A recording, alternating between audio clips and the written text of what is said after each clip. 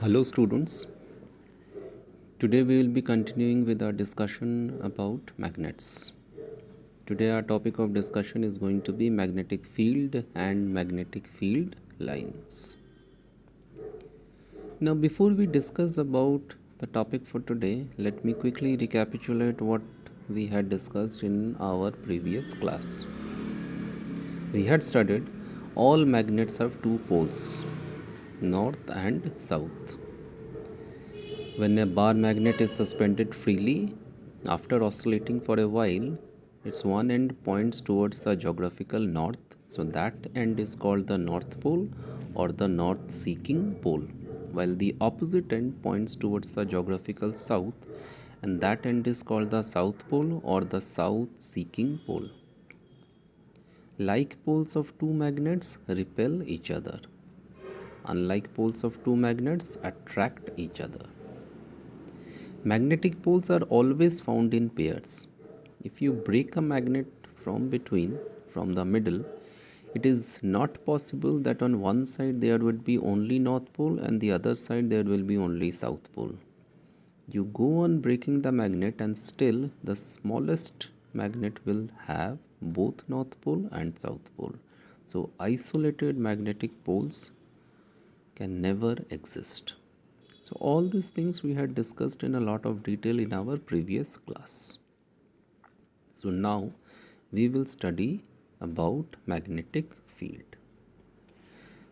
For this you can consider the examples of the different types of magnets that you can see in the picture.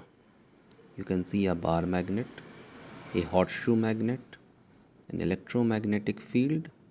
You can also see the interaction happening between two bar magnets when the north pole and south pole is facing each other and when two north poles are facing each other, how these two bar magnets are interacting with each other. This is actually a way of representing the magnetic field. How we can understand this representation, that will be coming a bit later, but for the time being, first of all, let us try to understand what is magnetic field. So for this, for simplicity, let us break the term into two parts, magnetic and field. Now I hope you all know the term field. What is a field? A field is an open space. Now if I attach this word magnetic along with field, what does this term imply? Obviously it is a space or a region where we can experience the force of a magnet or the influence of a magnet. Like for example, if I put a magnet in a space like this, there is a north pole, there is a south pole, so there would be a surrounding region where we can experience its force. So that entire region is called the magnetic field. So to define magnetic field, the vector field a magnet produces all around itself to interact with its environment. It is a vector quantity. A vector quantity has got both magnitude and direction. This is a term dealt with in physics in class 9. So you know what is a vector quantity. So magnetic field is also a vector quantity, and in simple terms you can remember that it is the space around a magnet, a region around a magnet where it interacts with its environment. Its influence can be experienced. Being a physical quantity, there should be a unit to measure it. So Tesla is the SI unit of magnetic field. This unit is named after the famous scientist Sir Nikola Tesla. So Tesla stands for 1 Newton by ampere meter. Now for the time being I am not going to go into the basic details regarding the strength of magnetic field and its unit, because this is not covered in the syllabus of class 10. You should only remember what is a magnetic field. Now there is a similarity between the definitions of magnetic field and an electric field. You have already studied about electric field. Just like when a charge is kept in a region and you can experience a force in its surrounding space, so that space is given the name of electric field. Similarly, when a magnet is kept in a region, there is a space surrounding it where you can experience its force. So that space is called that region is called the magnetic field.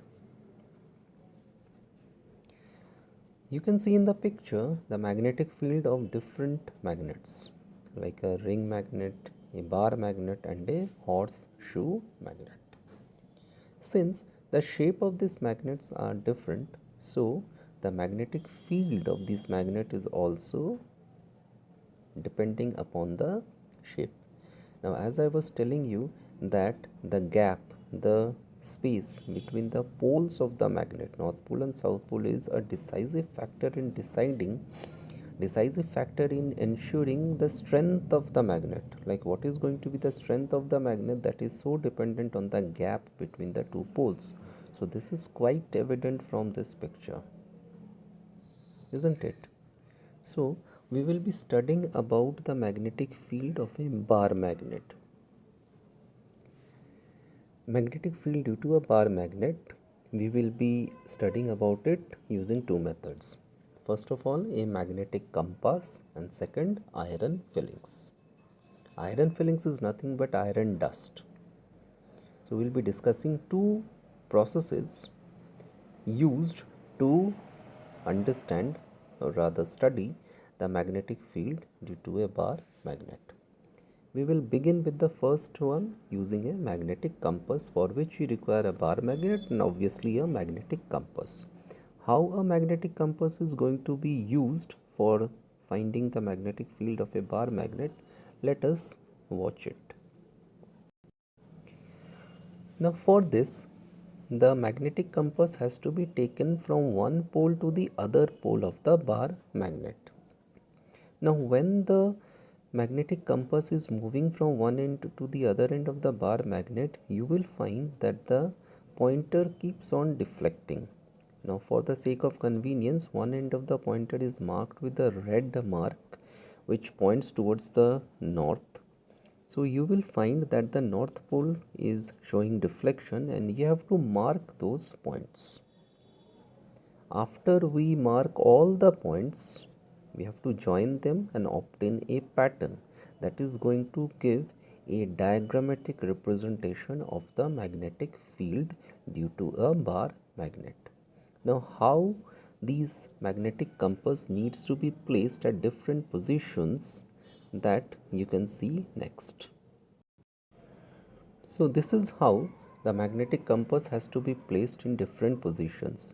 You can see that the pointer of the magnetic compass shows deflection as per the basic rule that like poles of two magnets repel and unlike poles attract. So you can say that when the north pole is near, when the north pole of the compass is near the north pole of the bar magnet at this position, the north pole is deflected away. This means like poles repel. While in this position, you can see that the north pole is pointing towards the south pole. This means unlike poles attract. So once we join all these points, this means all these points are joined, we will obtain a pattern. How this pattern is going to look like? Something like this. So this is the diagrammatic representation of the magnetic field due to a bar magnet using a magnetic compass. Now a similar pattern can also be obtained with the help of iron fillings. As I was telling you that iron fillings are nothing but iron dust. We all know that magnet has this ability to attract iron objects, so it also applies an equal force of attraction on iron dust. So we will be using iron dust and a bar magnet to understand the magnetic field created around a bar magnet.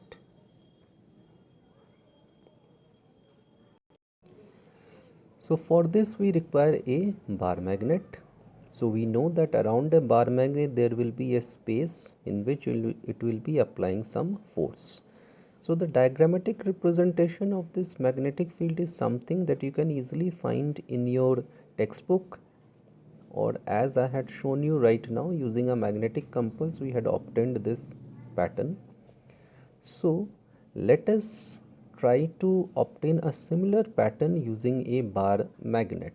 We'll be using this bar magnet, we'll be using a plain sheet of paper over which this bar magnet is kept, and along with it we will be using some iron dust, or what is called the iron fillings. Now before we start sprinkling this iron fillings, we have to place this bar magnet beneath the plain sheet of paper, the white sheet of paper. Once we are done with it, we will start sprinkling the iron fillings. Gradually, you will observe that the iron filling starts arranging itself in a pattern. Now, can you find the similarity? Doesn't it look like the pattern we had obtained using a magnetic compass? Obviously, yes, it exactly resembles. So, the pattern obtained using iron fillings is something like this. You can see there is a resemblance in the pattern, isn't it? So, obviously, using iron fillings and magnetic compass, we obtain a pattern like this, and this pattern is nothing but the diagrammatic representation of the magnetic field around a bar magnet. Now in place of having a single magnet, if suppose we are having two magnets, so using iron fillings again we can verify that like poles of two magnets repel, so a pattern like the first one will be observed.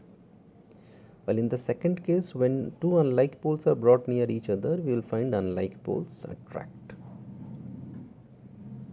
So this kind of a pattern will be easily obtained with the help of iron fillings. So now we can understand that a diagrammatic representation helps us to get a clear idea regarding magnetic field. So magnetic field is represented by a series of lines or paths around a magnet. These lines represent the path of an imaginary independent pole if it were allowed to move freely in the direction of magnetic force, as we were observing with the help of a magnetic compass how the pointer was getting deflected. So if we keep on plotting, we can obtain the representation of the path, isn't it? So that helps us to obtain a field line, what is called the magnetic field line. So the path, straight or curve, along which unit north pole moves in a magnetic field if free to do so, is called magnetic field.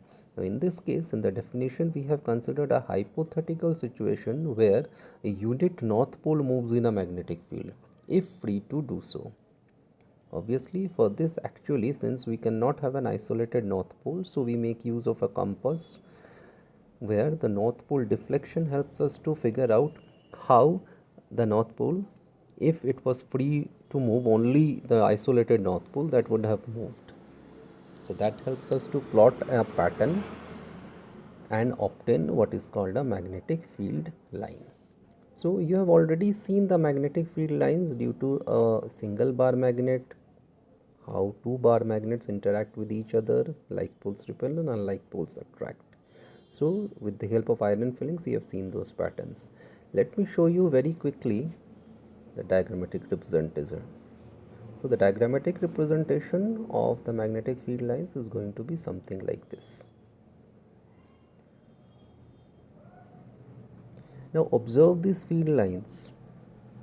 I will be asking you a question related to it. This is the field line due to a bar magnet.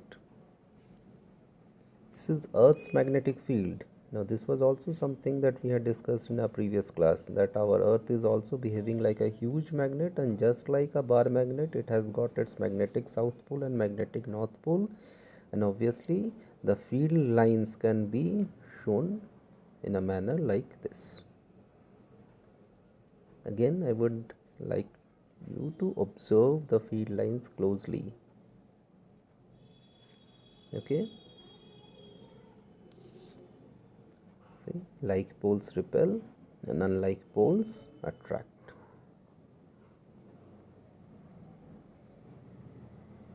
This is how you can show the field lines in order to represent the interaction between two bar magnets. So now about the question that I was going to ask you. Can you tell me the properties of these field lines? Just take a look again. Can you tell me the properties of these field lines? Like what can you infer after observing this pattern? What inference can you draw?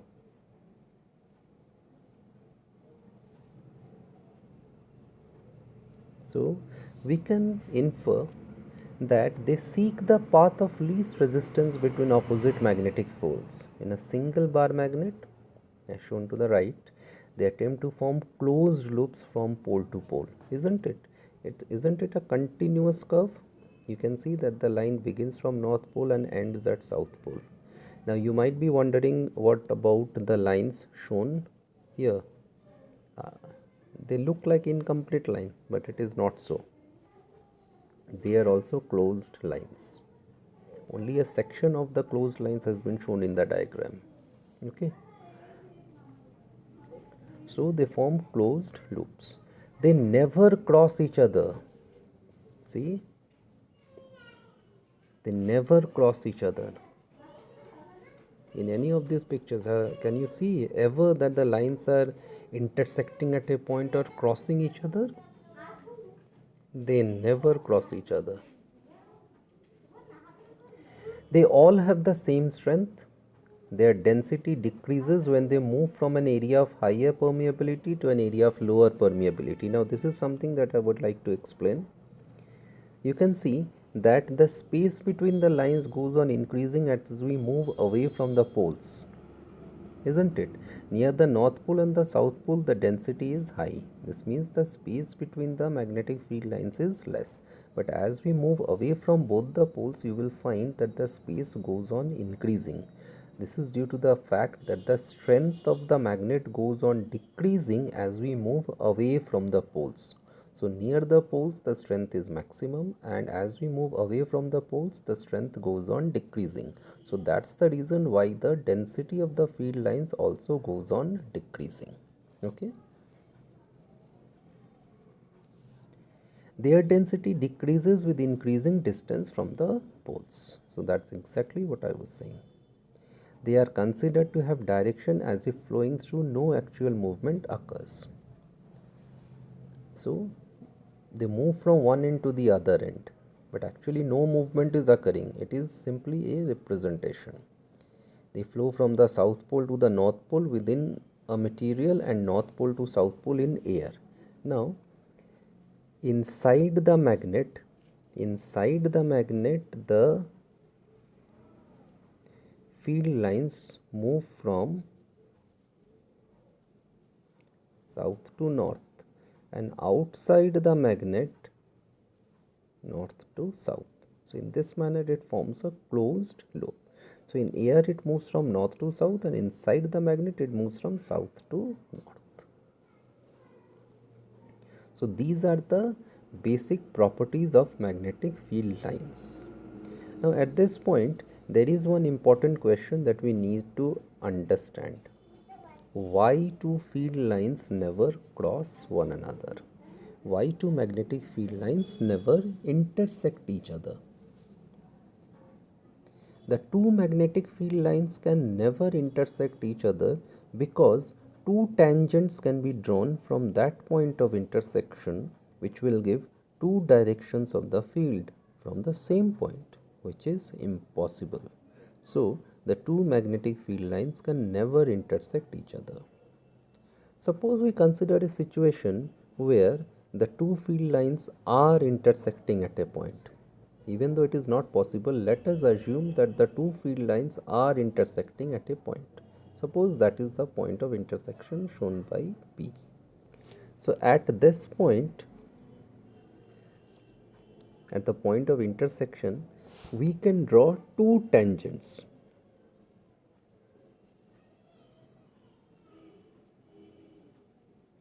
one tangent in this direction and the other tangent in this direction. So the tangents to a curve show the direction of magnetic field. So at the point of intersection, that is at P, you can have two different directions of magnetic field. So is it possible that at one point you are having two different directions for the same quantity? Obviously not. So this is just not possible. So the two field lines, the two magnetic lines can never intersect each other. So the assignment for today, you will do a comparison between electric field and magnetic field. I have discussed a little bit regarding this topic in the earlier part of our class today itself, but still you will try to find out some more ideas regarding the similarities and the dissimilarities between an electric field and a magnetic field. So this is going to be your home assignment for today. We will continue our discussion on this lesson in our next classes. Thank you.